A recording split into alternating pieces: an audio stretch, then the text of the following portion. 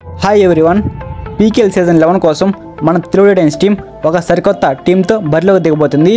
ఇందుకోసం right corner ప్లేస్లో Shankar గడేని retain చేసుకున్నారు అండ్ లెఫ్ట్ కవర్ ప్లేస్లో అజిత్ పవార్ని రిటైన్ చేసుకున్నారు.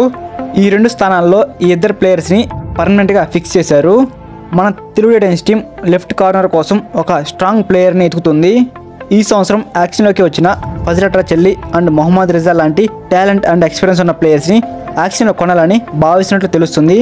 ఫజిల్ చెల్లి ఈ సీజన్లో మన తెలుగు టైటన్స్ టీంలోకి వస్తే యాజ్ ఎ ప్లేయర్గానే కాకుండా తన ఎక్స్పీరియన్స్ కెప్టెన్సీతో మన తెలుగు టైటన్స్ టీంని ఫైనల్స్కి చేరుస్తారని భావిస్తున్నట్లు తెలుస్తుంది.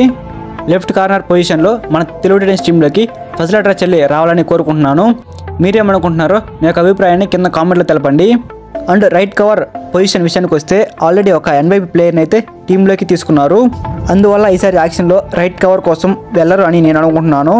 ఇంకా రైడర్స్ విషయానికి వస్తే మన Telugu titans team main raider అయినటువంటి పవన్ కుమార్ శరావత్ని యాక్షన్లోకి రిలీజ్ చేయడం జరిగింది.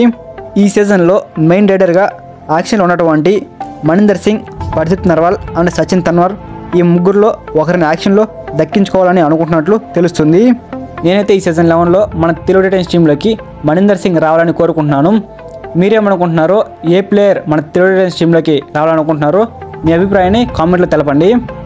అండ్ మన తెలుగు టైటన్స్ టీంలో సెకండ్ రైడర్గా అవకాశం ఉన్నటువంటి మంజిత్ దయ్యా లేదా విజయ్ మాలిక్ వీరిద్దరిలో ఎవరో ఒకరిని యాక్షన్లో కొనుగోలు చేయాలని అనుకుంటున్నారు. ఈ ఇద్దరు ప్రో కబడ్డీలో టాలెంటెడ్ అండ్ ఎక్స్పీరియన్స్డ్ ఉన్న ప్లేయర్స్. వీళ్ళిద్దరిలో ఎవరో ఒకరు మన తెలుగు టైటన్స్ టీంలోకి సెకండ్ రైడర్గా వస్తే మన తెలుగు టైటన్స్ టీం చాలా స్ట్రాంగ్ అవుతుందని నేను అనుకుంటున్నాను. ఇంకా ఫైనల్గా మనకు అవసరమైంది థర్డ్ రైడర్. రీసెంట్గా మన తెలుగు టైటన్స్ టీం ముగ్గురు ఎన్వైపీ ప్లేయర్స్ని అయితే థర్డ్ రైడర్ పొజిషన్లోకి తీసుకున్నట్లు తెలుస్తుంది. ఈ ముగ్గురు ఎన్వైపీ ప్లేయర్స్ ఉన్నారు కాబట్టి థర్డ్ రైడర్ కోసం యాక్షన్ ఎలాంటి ఖర్చు చేయరు అనుకుంటున్నాను.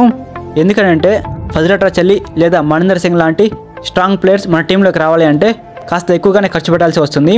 అందువల్ల థర్డ్ రైడర్ విషయంలో ఎలాంటి ఖర్చు పెట్టదలుచుకోలేదని తెలుగు టైటన్స్ భావిస్తున్నట్టు తెలుస్తుంది. సో ఈ వీడియోలో చూసినట్టుగా వీళ్ళనైతే తెలుగు టైటన్స్ టీం యాక్షన్లో కొనాలని ఎక్స్పెక్ట్ చేసినట్టుగా తెలుస్తుంది. సో ఇదిగా స్టూడియో వీడియో అయితే. ఈ వీడియో కనుక మీకు నచ్చినట్లయితే ఒక లైక్ చేయండి. సో ప్రో కబడ్డీ గురించి మీరు ఎప్పటికప్పుడు జెన్యూన్ అప్డేట్స్ తెలుసుకోవాలంటే మన ఛానల్ని సబ్స్క్రైబ్ చేసుకొని పక్కన బెల్ సింబల్ ఆన్లో పెట్టుకోండి. Thank you for watching my video. Have a nice day guys.